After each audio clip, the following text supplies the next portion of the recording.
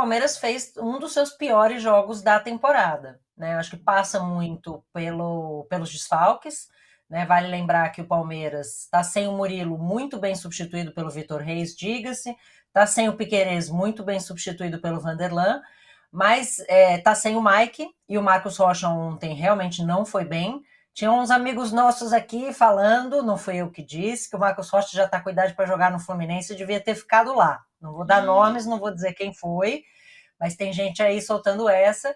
E o Palmeiras está sem o Estevão, que faz muita falta, né? Muita falta. E aí o Palmeiras ficou muito carregado pelo meio, com o Felipe Anderson e o Dudu começando já de titular, que obviamente são jogadores muito técnicos, né? Com uma capacidade de ficar com a bola de maneira muito boa, mas que não tem esse movimento mais agudo, né? Não tem essa coisa de conseguir abrir os jogos pela lateral e com muito menos opção de abrir o jogo pela lateral, além do fato de estarem, né, no caso do Dudu, ainda sem a questão física 100%, no caso do Felipe Anderson também o entrosamento, então assim, é um jeito de jogar muito diferente do Palmeiras, assim, muito com esse meio muito pesado, né? Quase que literalmente, até pela questão da idade. E o Palmeiras sem o Estevão, o Lázaro voltando agora, né? Que pode ser uma opção para dar essa abertura pelas laterais do campo.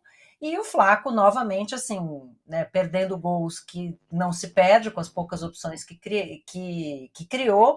E do outro lado, o Fluminense fazendo uma das suas melhores partidas do ano. Não à toa conseguiu vencer. Não foi um jogo tecnicamente agradável, né? Até pela presença de Wilton Pereira Sampaio, que só as deusas explicam como é um árbitro FIFA, porque é um árbitro muito ruim, mas muito Nossa. ruim, porque né, ele picota o jogo, para o jogo, né, a cada 30 segundos, ele aceita a pressão dos adversários para dar cartão, a rodinha, é um árbitro que prejudica muito o andamento do jogo, mas de fato, se houvesse que sair dali um vencedor, devia ser o Fluminense. Finalizou muito mais do que o Palmeiras, embora né, a maioria fora do alvo, mas teve ali na figura do John Arias o grande salvador. Não à toa o Fluminense, que já perdeu muito esse ano, não perdeu com o Arias em campo. Então faz muita diferença tê-lo de volta. Obviamente o Thiago Silva dá essa segurança na zaga, né? É um jogador muito experiente.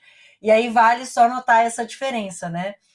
Dois destaques do jogo de ontem, separados por uma geração, Thiago Silva e Vitor Reis, né? O Thiago Silva tem idade para ser pai do Vitor Reis, e os dois realmente garantindo uma solidez defensiva nas suas respectivas equipes, mas assim, ofensivamente foi muito mais na vontade do que na técnica, né? O Palmeiras sentindo a falta de ter um ponta, um atacante, um centroavante mais eficiente, porque o Rony entrou e fez aquilo que o Rony faz mesmo quando ele joga mal, né? Que é criar alguma coisa, tá ali presente, correr, né? Tá sempre de um lado para o outro, atrapalhando a defesa adversária. Mas, assim, de chance mesmo, o Palmeiras teve muito pouco. Fez um jogo muito ruim, e não acho que é terra arrasada, como já tem os grupos de zap aí achando que agora é Copa, esquece, né? O Palmeiras tinha menos pontos o ano passado na virada do turno do que tem agora, mas precisa se organizar, porque se o time tiver que jogar diferente, sem o Estevão, né, sem algumas das peças, sem o próprio Mike, sem o Piquerez, que não deve voltar, né, pelo menos até o final do ano, vai ter que aprender a jogar de um jeito diferente, porque claramente ontem estava perdido, não sabia o que fazer, e ofereceu pouco perigo à defesa do Fluminense, que consegue uma vitória muito importante, né? Porque essa altura do campeonato, qualquer ponto e um ponto conquistado contra um dos times do G4, certamente dá um ânimo diferente aí para a torcida continuar indo ao estádio, né? Mais de 50 mil pessoas ontem para apoiar, porque o time vai precisar muito desse apoio daqui para frente. O Perrone, esses desfalques que a Alicia está falando do Palmeiras, claro, são uma questão, porém, não estou querendo que que os jogadores se machuquem, pelo amor de Deus, mas não dá para tirar da conversa que é possível que outros desfalques apareçam. O calendário agora em agosto é uma carnificina. O Tite até reclamou, daqui a pouco a gente vai falar sobre isso. E ó, tem até reportagem aqui, ó, lesões atrasam a vida de Abel e preocupa o Palmeiras em momento chave. Pois é, mas o problema está colocado, porque independentemente de boa preparação ou não, com tanto jogo, é possível que tenha muitos jogadores desfalcando os times, inclusive o Palmeiras, né? Bom dia, Tirone, Alicia, todo mundo que está com a gente. É isso, né? Assim, lesão, suspensão, desgaste por um calendário muito pesado. Tudo isso daí faz parte, tudo isso entra já no planejamento das equipes, ou deveria entrar no começo do ano. O que chama atenção para mim é que o Palmeiras, ultimamente, o Palmeiras do Abel, ele tem se destacado por isso, por conseguir equilibrar o time reserva com o titular, a qualidade dos reservas com os titulares. Quando ele precisa, quando tem lesão, quando tem suspensão, ele nos últimos anos tem conseguido manter um padrão, um nível, uma qualidade. Acho que o que pode ter feito um pouco a diferença ontem é que tem caras, peças novas, né? Os caras estão chegando. Felipe Anderson, não dá para você esperar que o cara entre com o mesmo ritmo dos caras que já estão acostumados com o Abel. Mesma coisa o Maurício, o Dudu está muito abaixo, ficou muito tempo parado, mas eu acho que é um cara que está muito abaixo ainda, poderia estar um pouquinho já produzindo um pouquinho mais.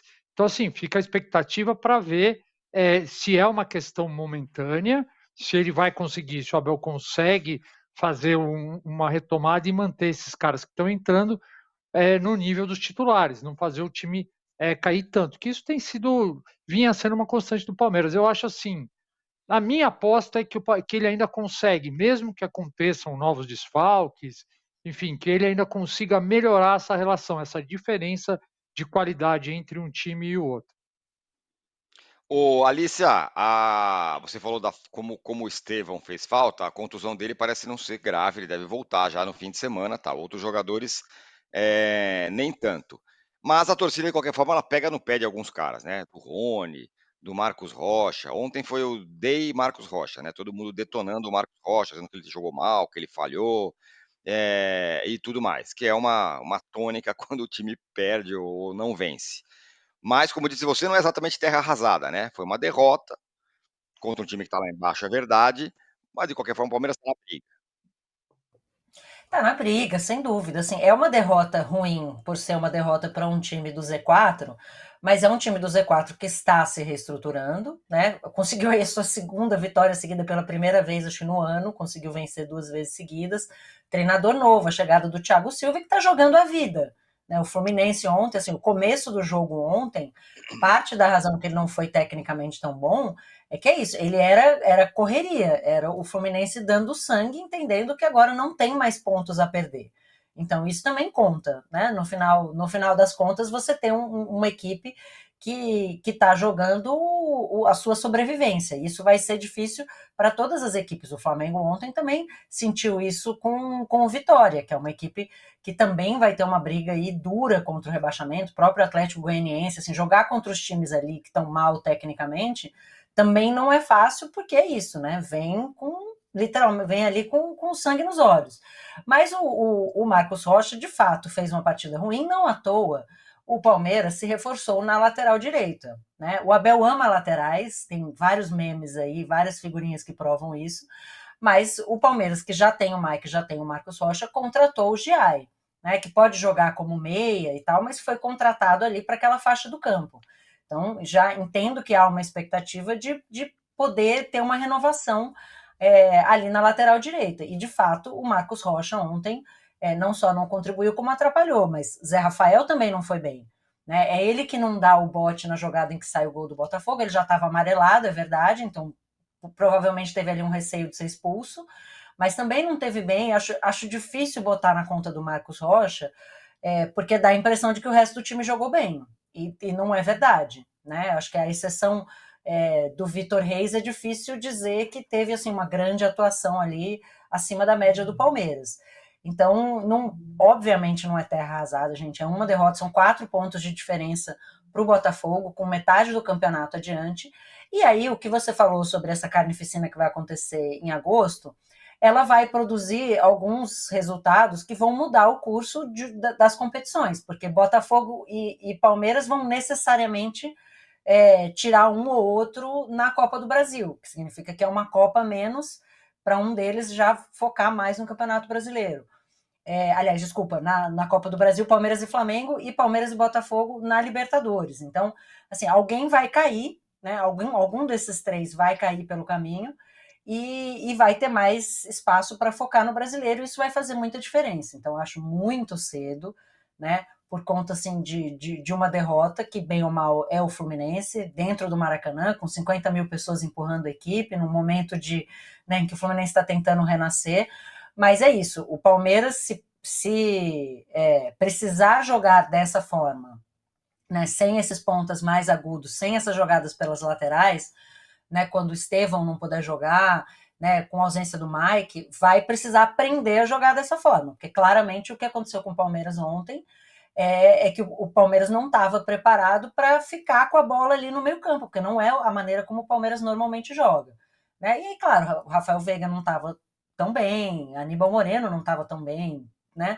E aí fica muito essa discussão se o Palmeiras devia aproveitar a oportunidade de vender o Richard Rios, que veio aí, né, com todo o brilho do trabalho que fez na Copa América, para se reforçar em outras posições. Então, assim, para mim fica claro que o Palmeiras continua carecendo de um 9. Aquela velha história, Palmeiras, centroavante, nanana, tem, né, um ponta maravilhoso que é o Estevão, que é capaz né, de criar jogadas, de realmente ir até a linha de fundo, de fazer coisas diferentes, mas a quantidade de gol, né, que o Flaco Lopes perdeu, que o Rony perdeu, assim, mostram que o Palmeiras tem a capacidade de criar, mas falta essa eficiência na finalização.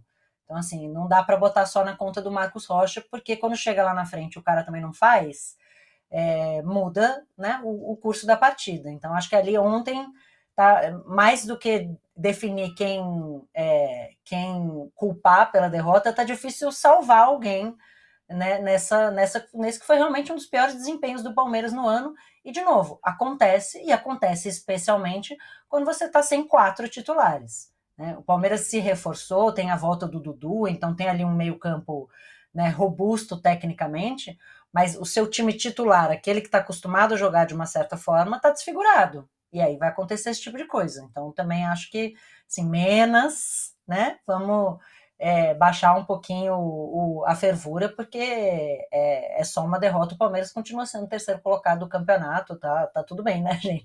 O difícil tá para o pessoal que tá lá embaixo, né?